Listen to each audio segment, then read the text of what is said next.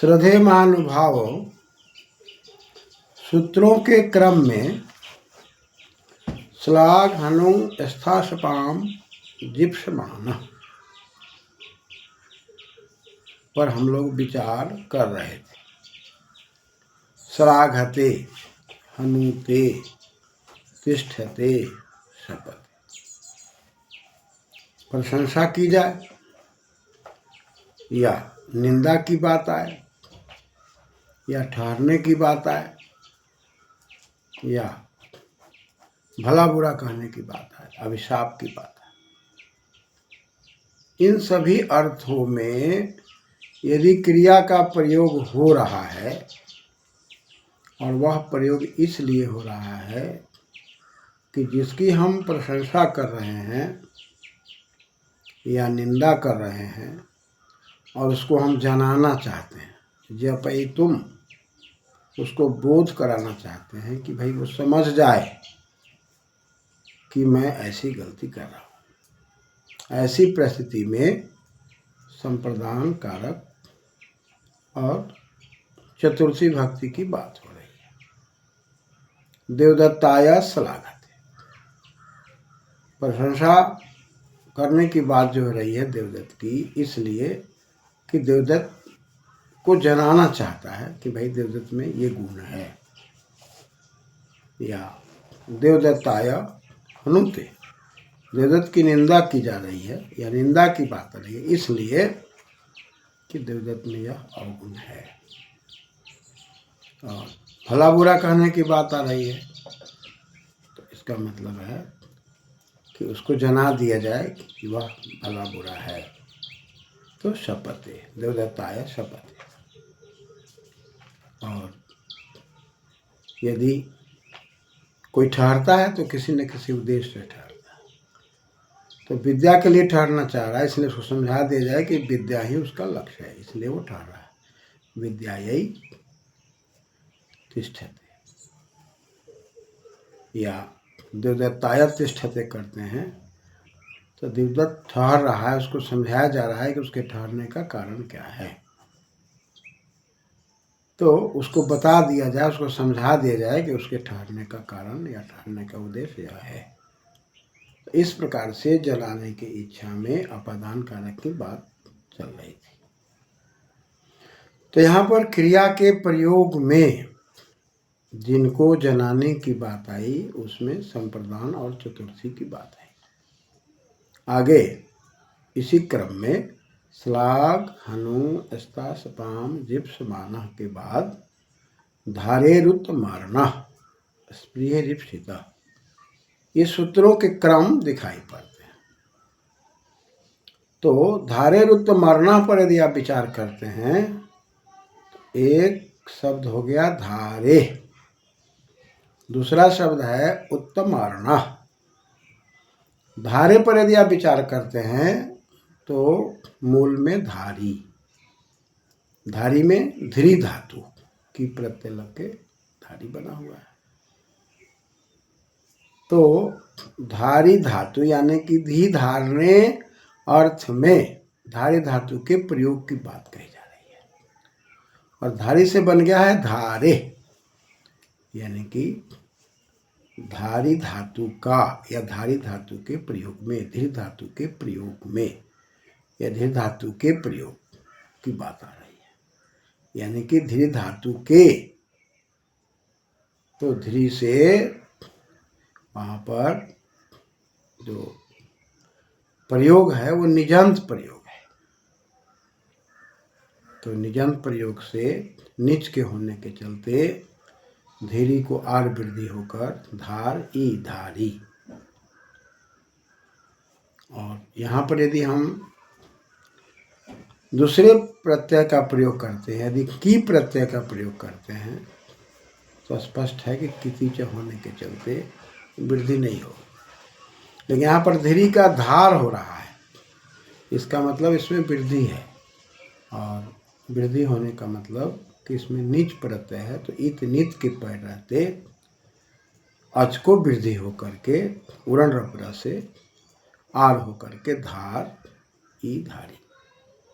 और इसी को षष्ठी में जब आप बात करेंगे तो ngस प्रत्यय लगा देंगे और शेषो घ सखी से घी संज्ञा करके घेर नीति से गुण करके धारे और उधर ngसी ngस्वश्च सूत्र से पूर्व रूप होकर के धारेश हो जाएगा, स का विसर्ग होकर धारे। इसी प्रकार आगे विचार करेंगे। उत्तमार्णा, उत्त उपसर्ग है और तम प्रत्यय लगाते हैं अतिशय ने तम विष्ठन, अतिशय कहने के लिए, प्रशंसा के अर्थ में, व्यापकता के अर्थ में, तो कहेंगे उत्तम। और फिर उधर ऋणा शब्द है, ऋणी गतौ धातु है, ऋणोति ऋणा, तो अच प्रत्यय करके हम रीना बना लेंगे, इधर तम प्रत्यय करके उत्तम बना लेंगे, उत्तम उत्तम, और उधर रीना, उत्तम का और रीना का री, यहाँ पर पुनः गुण हो जाएगा, फिर री का और होकर के गुण होकर के आध गुणाधे गुणा के सूत्रों के आधार पर बन जाएगा उत्तम अर्णा।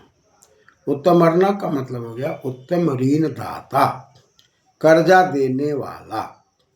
यानी कि धारे धातु का प्रयोग यदि हम करते हैं धारयति, यानी कि कर्जा धारण करता है। किसका धारण करता है? जिसका धारण करता है, उसमें संप्रदान कारक चतुर्थी व्यक्ति। देवदत्ताया शतंग धारयति, देवदत्त के 100 रुपये लिए हुए, कर्जा लिए हुए, देने वाला कौन है? देवदत्त। तो देवदत्त में संप्रदान कारक और चतुर्थी। तो देवदत्त पूर्वक में हो गया और में को मेरे से यह हो गया, और तो दीर्घ हुआ, इससे दीर्घ होकर के बन गया देवदत्ताया शतम धारयति। कहाँ पर धारण कर रहा है? तो गांव के परिवेश में, तो ग्रामे कर दीजिए। देवदत्ताया शतम धारयति ग्रामे। तो यहाँ उत्तम ऋणदाता चूंकि देवदत्त है, इसलिए देवदत्त में चतुर्थी भक्ति दिखाई पड़ती है। ग्राम नहीं है, इसलिए ग्राम में सप्तमी हो गई। अतः उत्तम अर्ण का प्रयोग करने का कारण कि ग्राम में चतुर्थी न हो, क्योंकि ग्राम ऋणदाता नहीं है। जो ऋणदाता है, जो कर्जा देने वाला है, उसके अंदर चतुर्थी की बात कही जा रही है, संप्रदान कारक की बात कही जा रही है। अतः देवदत्ताया शतम धारयति ग्रामे। अतः जहाँ कहीं भी कर्ज देने वाला है, उसमें बात कही जा रही है। देवदत्ताया कह लें, यजदत्ताया कह लें, कृष्णाया कह लें, या रामाया कह लें, यानी कि जो भी कर्जा देता है उसके अंदर संप्रदान की बात हो रही है। शर्त है कि धारी धातु का प्रयोग होगा, धारयति। अगला सूत्र इसी क्रम में आ रहा है, स्पृह रिप्सिता। स्पृह रिप्सिता पर यदि बात करते हैं तो पहला में था धीरे धारणे धातु था, धारण के अर्थ में। यहाँ पर स्पृह धातु है, ये स्पृहायाम के अर्थ में है। स्पृहा का मतलब होता है कि हम एक दूसरे से आपस में आगे बढ़ने के लिए होड़ करते हैं कि हम तुमसे आगे तो हम तुमसे आगे, या इच्छा अर्थ में स्पृहा करते हैं। इप्सिता यहाँ पर अर्थ दे रहा है। पुनः यदि स्पृह धातु है और इप्सायाम के अर्थ में है, स्पृह धातु से निजंत प्रयोग करके स्पृह के भी कर दिए हैं, तो यहाँ पर वृद्धि नहीं दिखाई पड़ता है, इसलिए हम स्पृह धातु में की प्रत्यय करके ई बचा लेते हैं और स्पृह से करते हैं तो स्पृही धातु हो जाएगा। क्योंकि यहाँ पर और वहाँ पर में अंतर ये हुआ कि धीरे से धार हो गया, इसलिए निजंत का प्रयोग दिखाई पड़ता है, लेकिन यहाँ सीधे स्पृह का प्रयोग है, इसलिए हम इसमें की प्रत्यय करके भी करेंगे तो स्पृह हो जाएगा, और षष्ठी में पूरा गुण आदि करेंगे तो स्पृह हो जाएगा, यानी कि स्पृह धातु के प्रयोग होगा। तो ईप्सित होगा तब, ईप्सित, अभिलषित और ईप्सित पर विचार करते हैं तो आप धातु है, आपने व्याप्तो, इसकी व्यापकता है। और आप जाप रिधामित सूत्र से ईत कर देते हैं तो आ को ई हो गया, ईप हो गया, सन हो गया, ईट हो गया, अक्ता हो गया, ईप्सित। यानी कि स्प्री धातु के प्रयोग में ईप्सित है, जो अभिलषित है, जो इच्छा है, जो स्प्रिया है। तो ऐसे प्रयोग में यदि हम स्प्री हयति का प्रयोग दिखाई पड़ रहा है और उसके पहले जिस चीज की इप्सा है वहाँ संप्रदान कारक और चतुर्थी की बात आ रही है। जैसे हम फूल कहते हैं तो पुष्पेभ्य स्पृहयति, फूल की अभिलाषा करता है, फूल की इप्सा करता है। फूल बहुवचनांत शब्द है, इसलिए चतुर्थी में भ्यस करेंगे, बहुवचने झलने से कार हो जाएगा, प को ये हो जाएगा, पुष्पेभ्य सका विसर्ग, पुष्पेभ्य स्पृहयति। बने पुष्पेभ्य स्पृहयति, जंगल में फूल की इप्सा करता है। तो यहाँ पर इप्सा फूल की है, इसलिए फूल में संप्रदान कारक और चतुर्थी का, और उधर वन की इप्सा तो है नहीं, इसलिए उसमें आधार है, इसलिए उसमें सविभक्ति होगी। तो पहले सूत्र में और दूसरे सूत्र में यदि हम अर्थ पर विचार करते हैं तो धारी धातु के प्रयोग में जो उत्तम ऋण देने वाला है उसमें संप्रदान कारक की बात करें। देवदत्ताय शतम धारयति। स्प्री धातु प्रयोगे, या इधर हम करेंगे धारी धातु प्रयोगे। तो धारी धातु पहले है और स्प्री बाद में, तो हम एहसास कर सकते हैं कि धारी धातु प्रयोगे, धारी धातु प्रयोगे यह उत्तम ऋणदाता तत्कारकम संप्रदान संज्ञकम भवति। संप्रदान संज्ञा के कारण चतुर्थी संप्रदान, संप्रदान में चतुर्थी हो जाएगी। उधर पुनः हम दूसरे सूत्र पर विचार करते हैं तो धारी धातु प्रयोगे यह ईप्सिता, ये पहला में हुआ, उसी प्रकार यहाँ धारी न लेकर के हम ले लेंगे दूसरे सूत्र में स्प्री धातु प्रयोगे। पहला वाला में क्या था, उत्तम अर्ण, उत्तम ऋण देने वाला, यहाँ पर क्या हो गया, इप्सिता, इप्सा के अर्थ में। तो अतः यहाँ अर्थ करेंगे स्प्री धातु प्रयोगे यह इप्सितः तत्कारकम संप्रदान संज्ञकम भवति। पहला में क्या प्रयोग किए, धारी धातु प्रयोगे यह उत्तम अर्ण ऋणदाता तत्कारकम संप्रदान संज्ञकम भवति। यानी कि धारती का प्रयोग हो गया तो कर्जा देने वाले में चतुर्थी, और स्प्री का प्रयोग हो गया तो जिससे इप्सा किया जा रहा है उसमें चतुर्थी। यानी कि वहाँ व्यक्ति है जो दान देने वाला है, इसलिए उसमें कर्जा की बात कही जा रही है।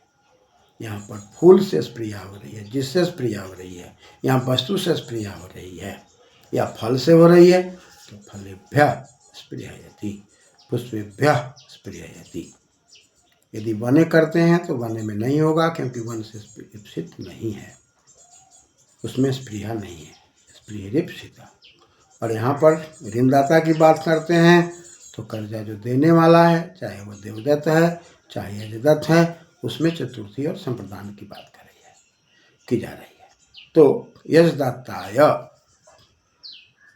देवदत्ताय शतम धारयति। इस प्रकार से दोनों सूत्रों में यदि हम विचार करते हैं तो वहाँ पर एक ऋण देने वाला है जो सजीव है। यहाँ हम इप्सा तो कर रहे हैं, लेकिन यहाँ इप्सा सजीव निर्जीव दोनों से हो सकती है। अतः यहाँ पर वस्तु से इप्सा हो रही है, वस्तु को धारण करने की इप्सा है, इच्छा है, अतः वहाँ पर इप्सित शब्द इप्सा के अर्थ में है, अभिलाषा के अर्थ में है, स्प्रिया के अर्थ में है। इस प्रकार दोनों सूत्रों में थोड़ा सा अंतर है। वहाँ पर उत्तमर्णा के कारण चतुर्थी है, यहाँ इप्सित के कारण चतुर्थी है। धन्यवाद।